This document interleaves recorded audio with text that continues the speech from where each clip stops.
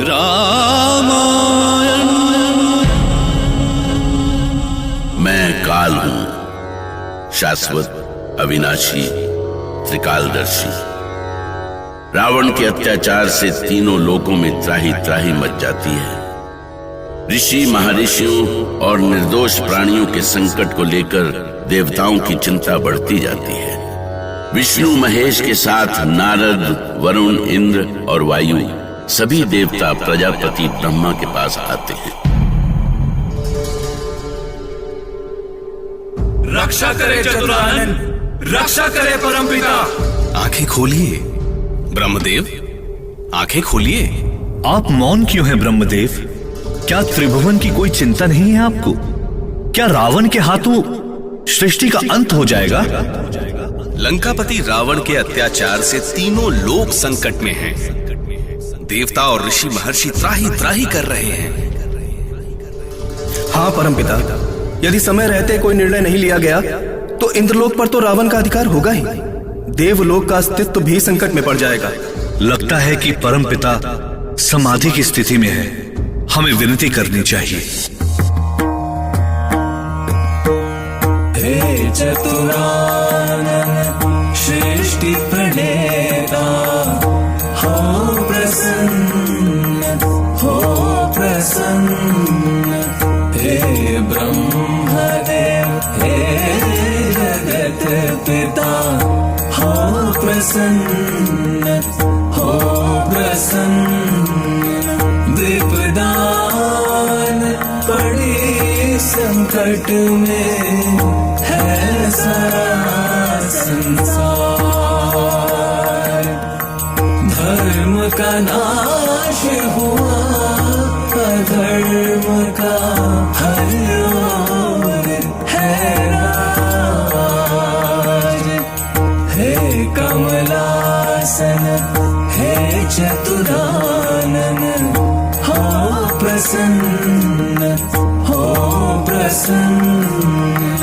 हे ब्रह्मदेव, हे जगत पिता, हो प्रसन्न, हो प्रसन्न, हो प्रसन्न, हो प्रसन्न।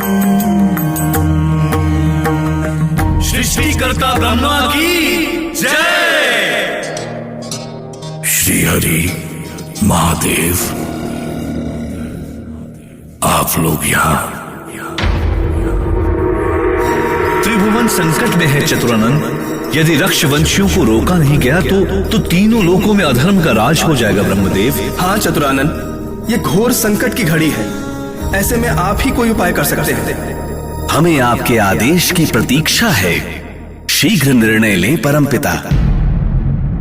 और उधर पृथ्वी पर अयोध्या नरेश महाराज दशरथ अपनी ही चिंता में घुले जा रहे थे। वो वृद्ध हो रहे थे और अयोध्या नगरी उत्तराधिकारी चाहती थी। सावधान!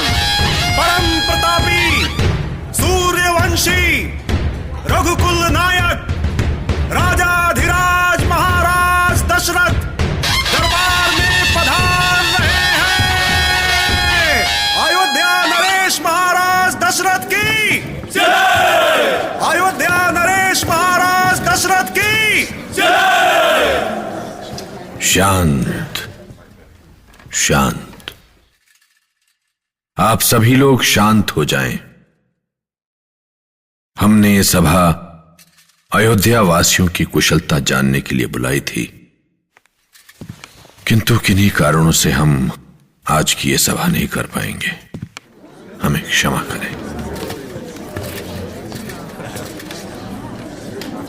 महामंत्री सुमंत, ये क्या हो गया महाराज को? ऐसे सभा से उठकर क्यों चले गए? मुझे भी आश्चर्य हो रहा है। महाराज ने पहले ऐसा कभी नहीं किया। हाँ, महाराज कई दिनों से चिंतित भी लग रहे थे।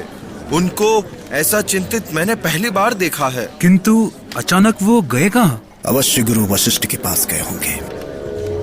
सुमंत ने सही कहा। महाराज दशरथ गहन चिंता में डूबे हुए सीधे गुरु वशिष्ठ के पास पहुंचे। पर महाराज दशरथ क्या सोच रहे थे? क्या उन्हें उनके साथ ही रघुकुल का दीपक बुझ जाने का भय नहीं था?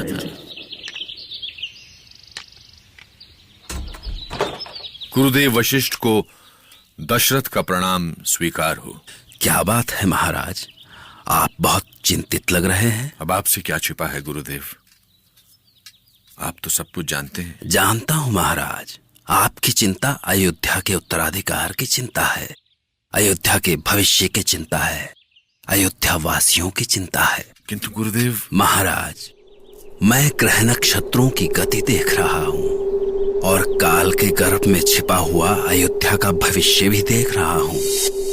इधर महाराज दशरथ की एक पुत्र पाने की चिंता थी, तो उधर देवलोक की चिंता थी रावण के पापों का अंत। और ब्रह्मा जानते थे कि इन दोनों चिंताओं का हल एक ही है, विष्णु का अवतार अर्थात राम का जन्म।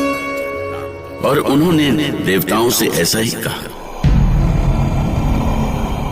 रक्ष वंश के अंत की नींव पड़ चुकी है देवगण। राक्षसपति रावण के अपने ही पाप उसके वंश का अंत का कारण बन रहे हैं। ऐसे समय में आप सभी महर्षि कुशध्वज की पुत्री वेदवती और सूर्यवंशी अयोध्यापति अनरण्य के शापों के सफल होने में सहायक बने।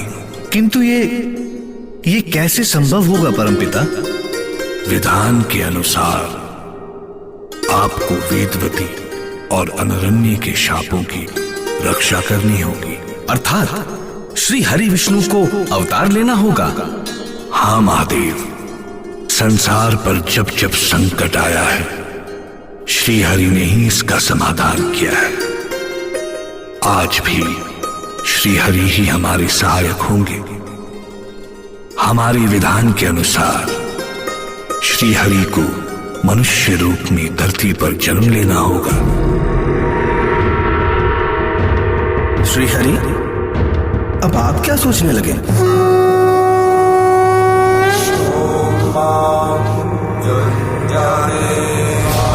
सोचना क्या है, विधि के विधान को कौन मिटा सकता है।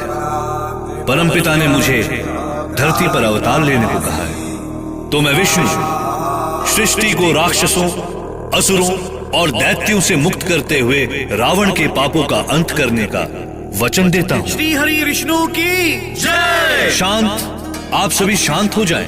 परंतु परमपिता, आपने तो ये बताया ही नहीं कि धरती पर हमारा पिता कौन होगा और कौन होगी हमारी माता। श्री हरि, इस प्रश्न का उत्तर तो आप ही के पास है।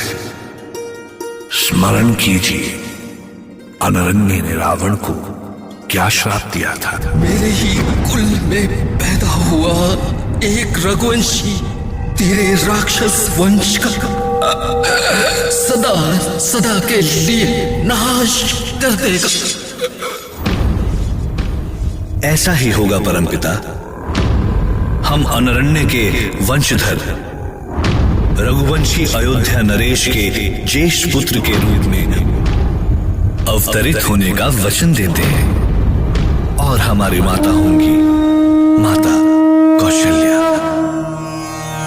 शांताकारं भुजगशयनं पद्मनाभं सुरेशं विश्वधारं गगनसदृशं मेघवर्णं शुभांगं।